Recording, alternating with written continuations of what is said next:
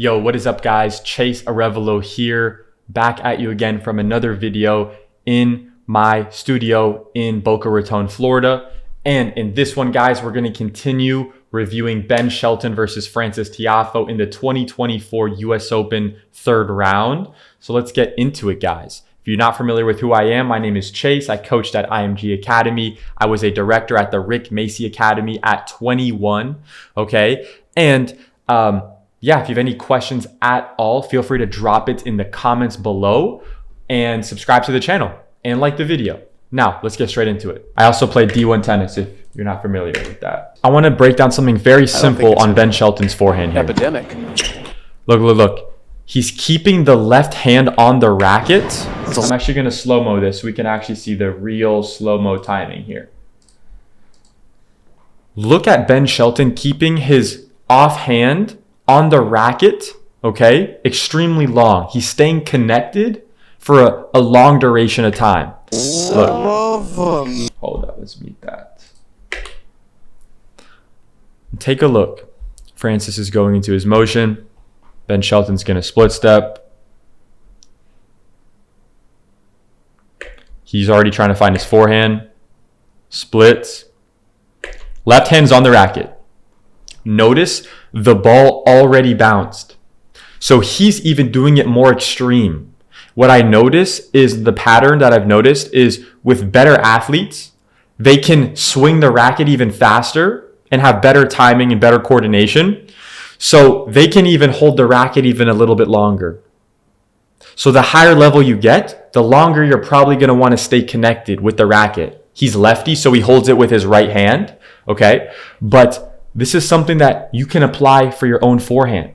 All right, you're going to see most of the best players doing this. Okay, and the ones who don't, I would argue they would be significantly better, technically speaking, if they did that. I think there's really no argument to say that it would hurt them for sure. So notice how Ben Shelton, he's going here.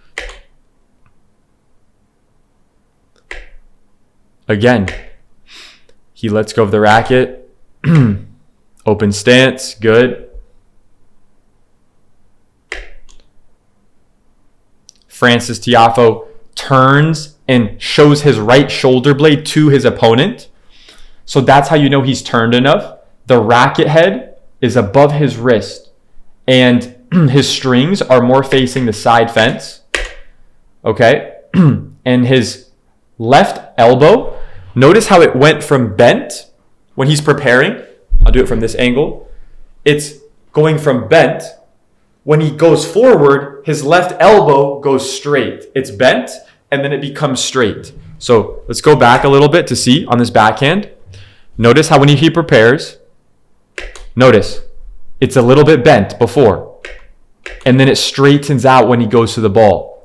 His backhand technique is really, really good, okay? But it's important to understand why it's good. What are the things that he's doing that I can replicate as well? Like, that's what you got to understand. Third out of 50 players in doing that.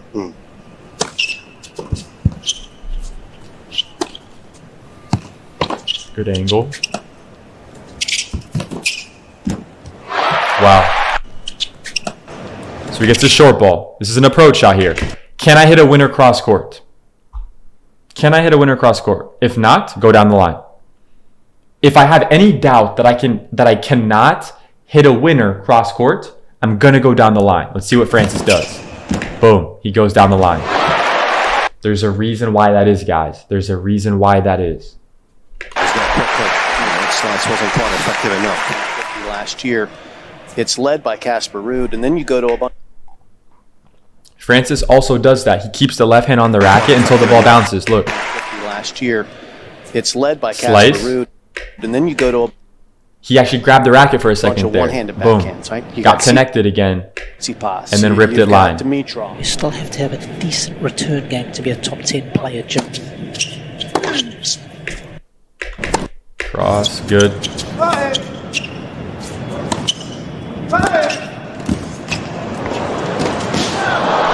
Okay, so look, that's obviously a great shot by Ben Shelton. But let's take a look at what Frances could have done better there. And let's see, like, what was the possible mistake he made. So he's in the rally. Ben Shelton gives him a short ball. okay, Francis has to make a decision. All right, if I was his coach, I'd be like, okay, can you hit a winner cross court? You can? Okay, go for cross court. If there's any doubt, like your opponent is on the side that you're trying to go to, and they're staying on that side, right? There might be some doubt that you can hit a winner cross court, potentially. So if there's any doubt like that, you got to go down the line here.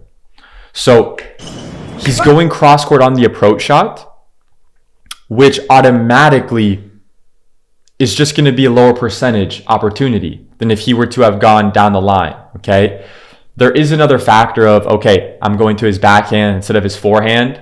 So I get that component, but still, you're going to be vulnerable here, right? Ben Shelton did a good job giving him a tough volley, made him play a low volley. Francis did an okay job with that volley, but I mean, at this level, that's floating. That's a floating volley. And Ben Shelton hit a great ball cross court there. But yeah, so in my opinion, that all stemmed from him going cross court on the approach shot instead of down the line. He would have been in a more difficult position to pass if he were to have gone down the line on that shot.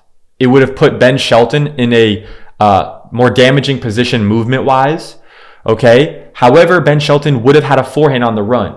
So you could argue maybe he would have rather taken his chance on his backhand side. But yeah, if I were Francis, I would have gone down the line there. Beautiful forehand there. Gets a chance here at 15-30. Where does Shelton fall? Yeah, he's up a bit. He's at 33.1. A little bit up from 32.6% last year, which was one of the lowest.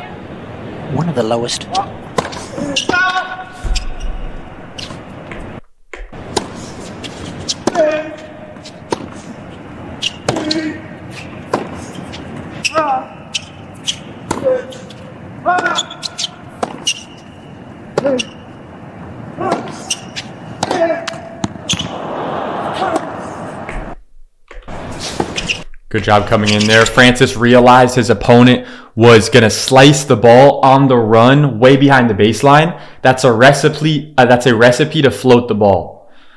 Okay. So Francis took advantage of that. He came into net, put it away. Very good awareness on Francis's end. Yeah, let that spin die out a bit. I think the spin has been undoing him on a couple of occasions. Good open stance from Ben Shelton. Waits on his outside foot. Rips it line. Oh, that's a good ball by Francis. That's really good. Let's take a look again.